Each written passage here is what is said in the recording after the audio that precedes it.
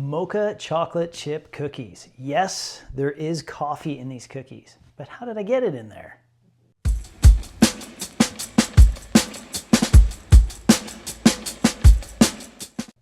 Okay, this is not the coffee that I drink on a regular basis. We do French press, beans, grind them, coffee. It's good.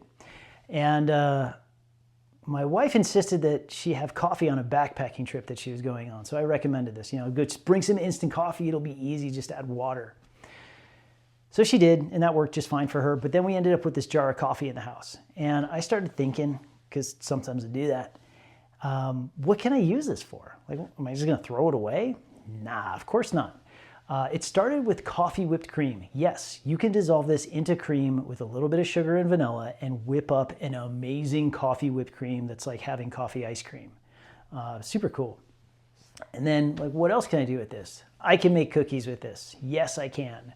And that's what I did. And that's where we're going with this. This is how we make the mocha, the coffee portion of this, happen in the cookie without having to mess with like an espresso reduction or using a liquid. So we're using an instantized coffee powder, and it works great. I think at some point I'll probably experiment with a bread with this also. So this is a basic or fundamental method of making a cookie dough. So let's go through it. And man, I wish these things photographed better. It's hard to photograph something that's just brown. But they are they look kind of like a brownie. They're super fudgy. They're awesome. I like them baked in a way where they're kind of more on the chewy side. But let's get into it. Here we go. The recipe is in the description. We're going to go through the method, so this is super clear. We're going to start with butter and sugar. We're going to cream it in a standing mixer. You could use any other type of mixing machine. I think it's easiest using a machine. Doing this by hand is really tough to get a good fluffy creamed butter. It can be done, but it becomes a project. So I'm going to cream my butter and my sugar together. I'm using Kerrygold butter. It makes a really nice end product. There's also coconut oil in here, and it's kind of optional. If you decide I don't want the coconut flavor, which I think is really nice in this cookie, you could go substitute that weight of coconut oil with butter. Your choice. I think it's nice. You should try it. But I'm going to cream my fat and my sugar. I'm going to cream it about speed 4 or so, like kind of like a medium-ish type of speed once it gets beat up and I can start working it that hard. And I want to create a light and fluffy kind of volume of fat and sugar. The sugar will mostly dissolve. I mean, it's going to be there's going to be a little bit of sandiness to it, but we really do want it to pretty much disappear into the fat, and we want it to be light and fluffy. And it should become a little paler in color as it becomes lighter and fluffier and increases in volume. How long? I feel like it's going to take somewhere in the neighborhood of 10 minutes or so, depending on what your interpretation of medium speed is, or how many times you stop it to scrape it down. Because I do recommend maybe scrape it down here and there, maybe a couple times, just to make sure that there's nothing that's stuck on the bottom, that everything's getting really worked together.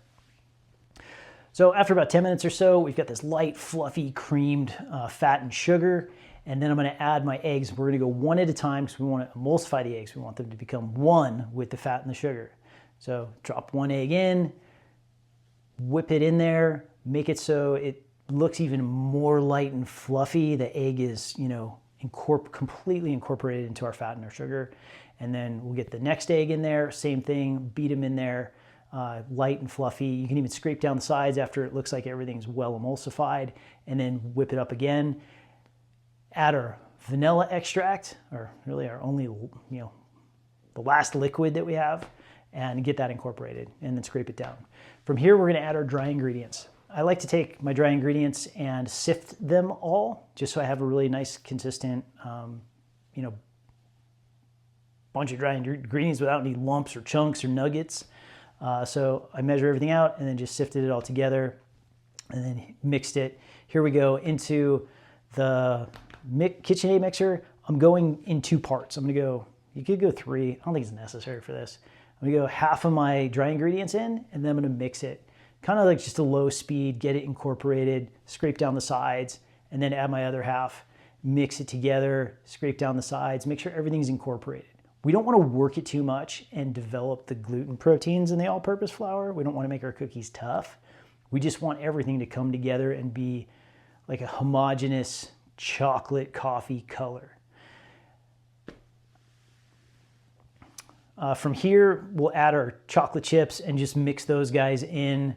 It doesn't have to be perfect. We're not looking for like a complete equal distribution. Just, kind of break them into our batter or cookie dough.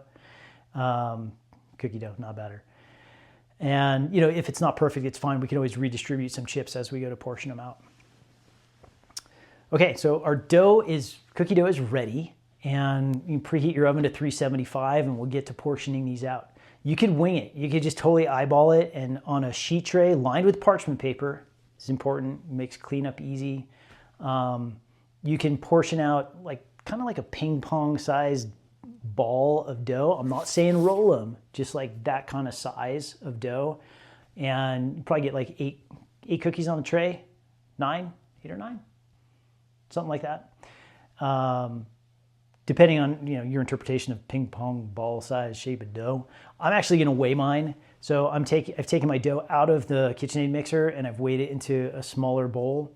And based on what I have, I just divided by 15 because I wanted 15 cookies, which made it so I needed to weigh each portion into 70 grams based on the amount of weight that I have. And I just weigh each cookie out. I'm not squishing them together. I want them to be kind of like loose but formed so they have an easy time melting and spreading. So all my portions are on my trays. I'm gonna bake them one sheet at a time. So I produce like really nice consistent cookies. We're gonna bake these at 375 right in the middle of the oven, and 15 minutes is a good ballpark, depending on like your preferences. I feel like 15 minutes or so makes it so you've got a cookie that is cooked but still chewy versus like crispy. Under 15 minutes, you're kind of getting into more of like a doughy, undercooked cookie. If that's your thing, cool. But I'll let them go for about the first 8 minutes, turn them 180, and let them go for another 7 or 8 minutes, 15, 16 minutes, whatever that is. And when I take them out, I'm gonna let them cool for at least an hour before I get into them. But as far as doneness goes, like kind of some visual cues here, I'm looking for them to kind of puff. Like they're gonna spread out into like a cookie, but they're also gonna get some lift. We've got mechanical leavening happening from the butter, and then I believe the baking soda gives a little chemical leavening also. So they will expand up a little bit, and you will see like the surface of them kind of crisp, and there will be like some cracks in between those crisped portions of the top. And if you're to kind of look at in those cracks, we don't want it to be gooey and like battery or like doughy and melty. We want it to look like it's kind of puffed and it's got like some air to it, and like when you go to like touch it with a paring knife, it's like spongy, or it looks like more of like a sponge versus like wet and saucy. So we want them to be cooked. I'm gonna cool them.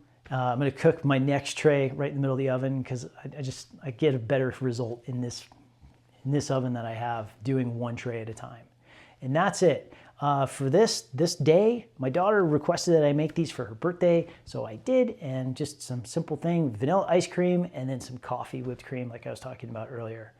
And these are amazing cookies. I know they don't photograph well, it's just brown on brown, but they are not quite as fudgy as a brownie, but they've got an excellent blend of like a little bit of coffee and chocolate, and there's a hint of the coconut in there. They're amazing. These are fantastic cookies. Feel free to even replace more of the cocoa powder with the instant coffee powder. You've got some room for interpretation as long as you maintain the total weight of the coffee and the cocoa powder. You can lean more into the chocolate, you can lean more into the coffee, and bend the flavor profile to suit your preferences.